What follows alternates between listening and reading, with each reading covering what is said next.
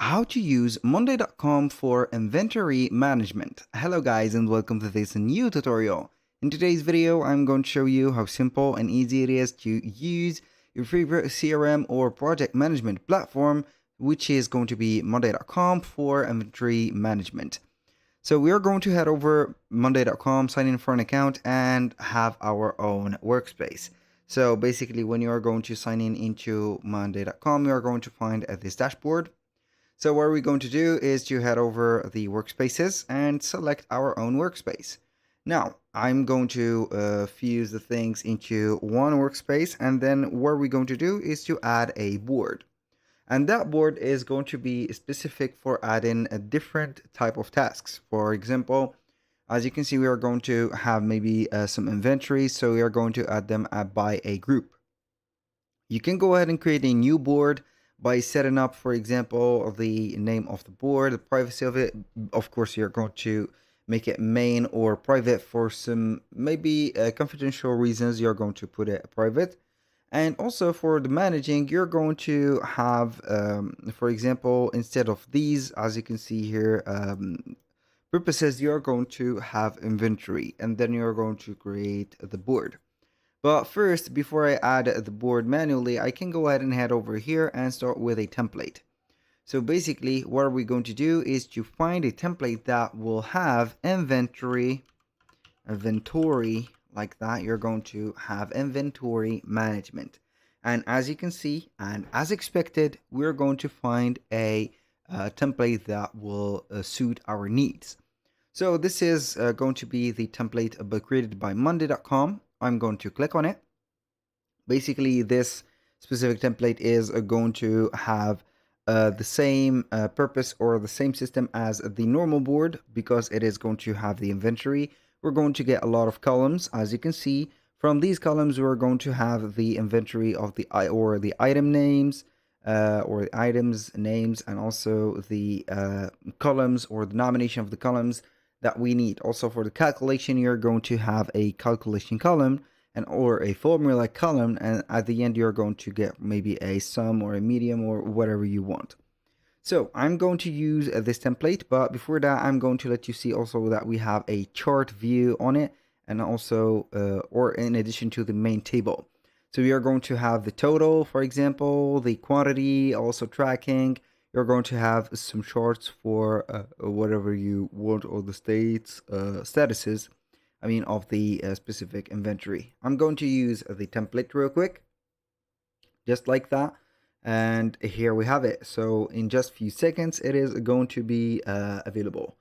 Now, as you can see, we're going to have the inventory management. This is the big title of it. So this is going to be here. I'm going to place it at first, so we're not going to lose the sight of it at the end. Now, we're going to have the main table on the chart.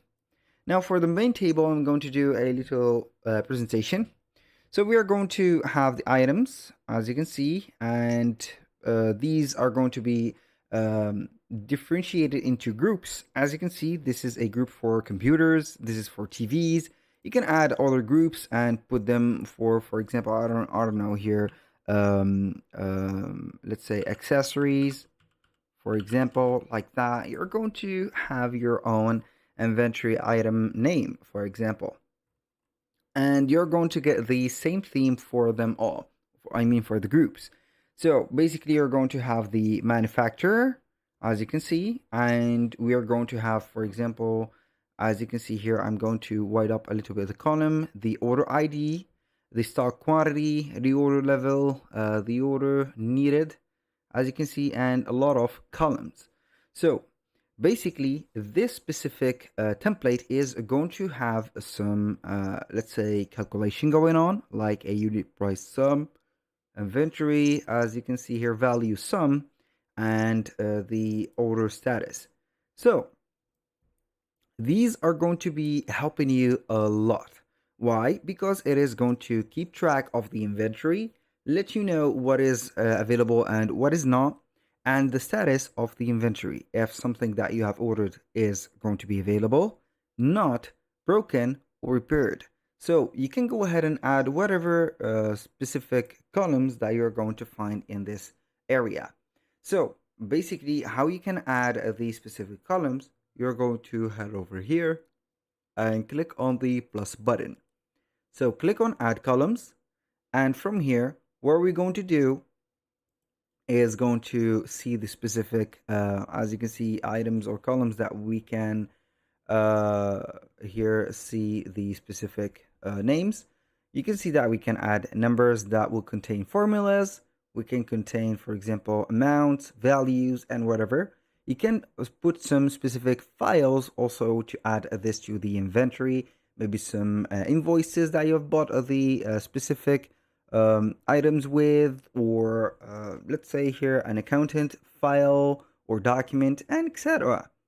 So here for the formulas, you're not going to be let's say obliged to add numbers to get them, but you're going to get them from here. So basically you can add whatever you want from these docs. So you can go ahead and have more columns like assigning people, to put a little bit of a survey maybe, or look for the tracking of the orders into that specific item, or I don't know here, depending on the column property that you're going to set up for. And also you can see that we can add whatever column. Most of these columns are going to be text only, not all, but we're going to have some counting. As you can see, we're going to have some order IDs, and this is going to be a calculation, but it is not going to have a thing. The stock quantity is going to be a sum. Reorder level is going to be a sum, as you can consider. The coded, as you can see here, you're going to have everything. Now, moving on to another point, which is going to be adding a dashboard to the board. So we are going to head over the item, or the items that we can add to the workspace, and we're going to create dashboard. Now we're going to name it inventory, like that, inventory management dash. I would like to name these things like this because, as you can see, we are going to have a lot of lists, a lot of dashboards, a lot of also boards. So it is going to be preferable if you are going to name them something related to each other. I'm going to create the dashboard, and we're going to connect our board to it. How we can do that? Simple. We're going to head over the recently used and see inventory management. It is going to be related to the last name of the specific used item or board. I'm going to click on done. So we have connected it. Of course, you can go ahead and connect multiple boards to the same dashboard, but I would like to add only one, so we're not going to confuse things. The second thing that we need to do is to grab that dashboard and place it under the board itself, like that. Now, I'm going to start adding the widgets. Why? Because it is going to be very simple. So we are going to click here, and basically we're going to see the different views that we can have. So we can add, for example, charts, or we can have some numbers, batteries. I would like to add first a battery. So we are going to keep the track of what is going to be, let's say, the proportion of maybe something that you're going to put in here.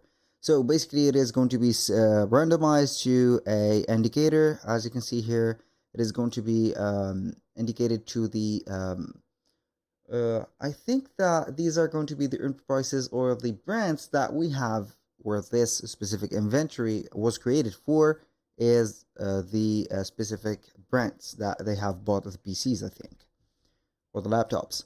So we can go ahead and click on setting and change the manufacturer, for example, to other status. Like here we have the on order or not orders.